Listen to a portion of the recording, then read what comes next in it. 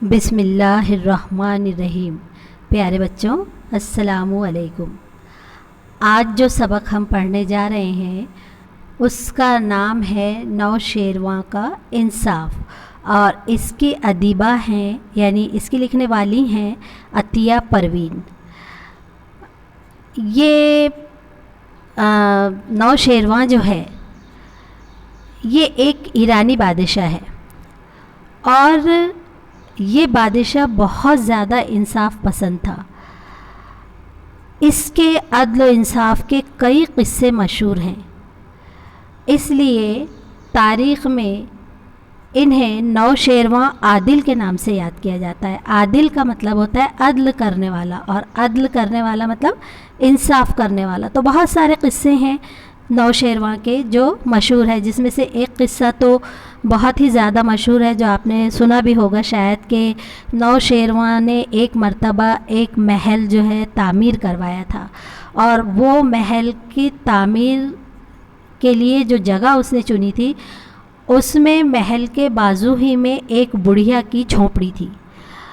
اور جب محل کی تعمیر شروع ہوئی تو وزیر نے بادشاہ سے کہا کہ بادشاہ سلامت، اتنا بڑا، اتنا خوبصورت، اتنا اچھا محل تعمیر ہو رہا ہے، اور اس کے ساتھ ایک ایسی چھوٹی سی بوسیدہ سی جھونپڑی اچھی نہیں لگ رہی ہے، بھلی نہیں معلوم ہو رہی ہے۔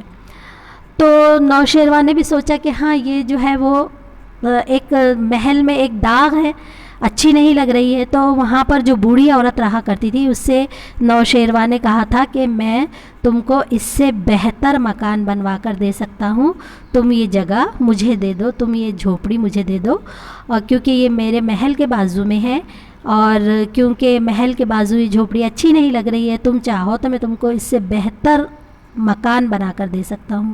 تو اس بڑھیا نے جواب دیا تھا کہ میرے آبا و اجداد یہیں پر رہتے تھے، میں بچپن سے یہیں پر پلی بڑھی، اور اب میں اتنی بوڑھی ہو چکی ہوں اور مجھے اس جگہ سے اتنی محبت ہو چکی ہے کہ میں یہاں سے کہیں جانا نہیں چاہتی۔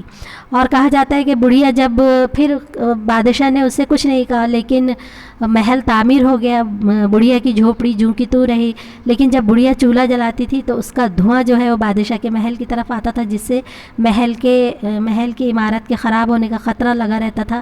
لیکن پھر بھی بادشاہ نے اس کے ساتھ رعایت کی اور اس کی جھونپڑی کو نہیں ہٹایا۔ اور بڑھیا نے اس وقت اسے یہ بھی کہا تھا کہ اگر تمہارے پاس تو اتنا بڑا ملک ہے لیکن مجھے اس سے کوئی تکلیف نہیں ہے، لیکن تم کو میری ایک چھوٹی سی جھونپڑی سے تکلیف ہو رہی ہے۔ تو بادشاہ، اگر تم اسے رہنے دو گے تو رہتی دنیا تک کے تمہارے عدل و انصاف کے چرچے رہیں گے۔ اور صحیح بات ہے کہ وہ بات جو ہے وہ تاریخ میں لکھی گئی کہ اس نے اتنا بڑا محل تعمیر کروایا تھا لیکن وہاں سے اس نے بڑھیا کی جھونپڑی کو نہیں ہٹایا تھا۔ تو یہ کتنا بڑا انصاف ہے، یہ کتنے بڑے انصاف کی بات ہے۔ تو ایسے کئی قصے اور بھی موجود ہیں، لیکن یہاں پر جو ہم پڑھنے جا رہے ہیں وہ ان میں سے ایک ہے، ایک واقعہ ہے جو یہاں اس سبق میں بیان کیا گیا ہے۔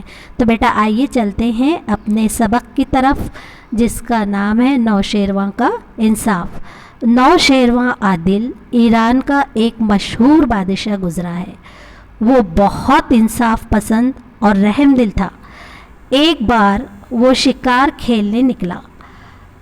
پرانے زمانے میں جب شکار کو جاتے تھے تو بڑی دھوم دھام ہوتی تھی۔ وزیر، مشیر، محافظ، سپاہی، باورچی اور دوسرے ملازم ساتھ ہوتے تھے۔ گھوڑے، ہاتھی، خیمے، ان سب کی وجہ سے جنگل میں ایک شہر بس جاتا تھا۔ اب کیا ہوا کہ نوشیروان جو ہے بہت مشہور، ہم جانتے ہیں کہ بادشاہ ہے، بادشاہ گزرا ہے۔ وہ کیسا تھا؟ انصاف پسند تھا، اور ساتھ ہی ساتھ رحم دل بھی بہت تھا۔ اب بادشاہ کا جو ہے وہ مشغلہ ہوتا تھا یا شوق ہوتا تھا کہ وہ شکار کھیلا کرتے تھے، اور شکار کھیلنے کے لیے جب بادشاہ جایا کرتے تھے تو شکار کے لیے اتنی دھوم ہوتی تھی، شکار کو جاتے تھے تو اتنی دھوم دھام ہوتی تھی، بلکہ ایک جہاں وہ جاتے تھے تو اتنی چیزیں ساتھ میں لے کر جاتے تھے کہ وہاں پر ایک چھوٹا سا شہر بس جاتا تھا.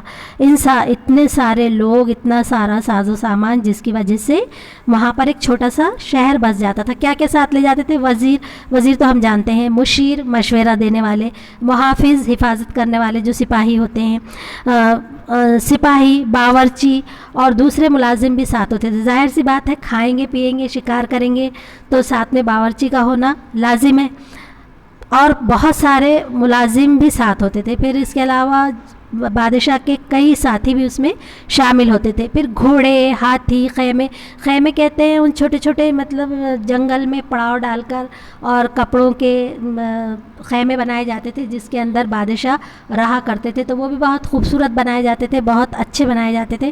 ان خیموں کو بنا کر پھر بادشاہ کے آرام کی ہر چیز اس میں موجود ہوتی تھی، اور ان کے جو ساتھی ہوتے تھے ان کے بھی آرام کی ہر چیز اس کے اندر موجود ہوتی تھی. تو اتنا سارا ساز و سامان لے جانے کے لیے ظاہر سی بات ہے کہ گھوڑوں کی ضرورت پڑے گی، ہاتھی کی ضرورت پڑے گی. جب شکار پر جائیں گے تو گھوڑے لے کر جائیں گے.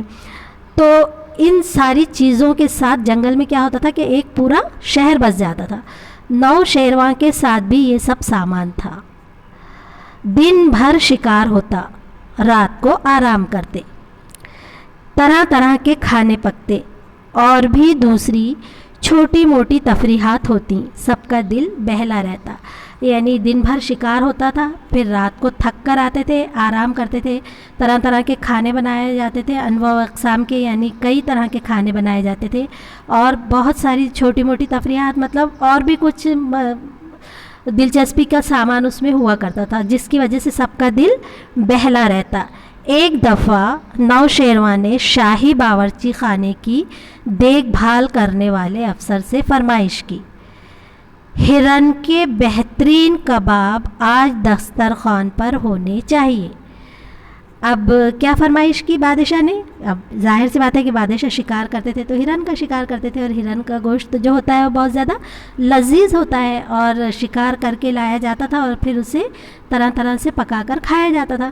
تو بادشاہ نے کیا کہا، اپنے باورچی خانے کے افسر سے کیا کہا، سب کی ذمہ داریاں بانٹ دی جاتی تھی، اور باورچی خانہ بھی کسی افسر کے ذمہ رہتا تھا جو سب دیکھتا تھا کہ آج کیا بنے گا. بادشاہ کو جو پسند ہوتا تھا وہ بنایا جاتا تھا. تو بادشاہ نے کیا فرمائش کی کہ آج ہرن کے بہترین کباب دسترخوان پر ہونے چاہیے. یعنی کیا کھانا چاہتا تھا وہ؟ کباب کھانا چاہتا تھا ہرن کے. داروغہ نے سر جھکا کر کہا، جو حکم سرکار. اب افسر کا یا داروغہ کا تو کام ہی ہوتا ہے بادشاہ کی بات کو ماننا. بادشاہ جو حکم دے گا وہ تو انہیں ماننا ہی پڑے گا. تو اس نے کہا، کیا کہا؟ جو حکم سرکار. کباب بنانے کا انتظام کیا جانے لگا. اب کیا ہوا؟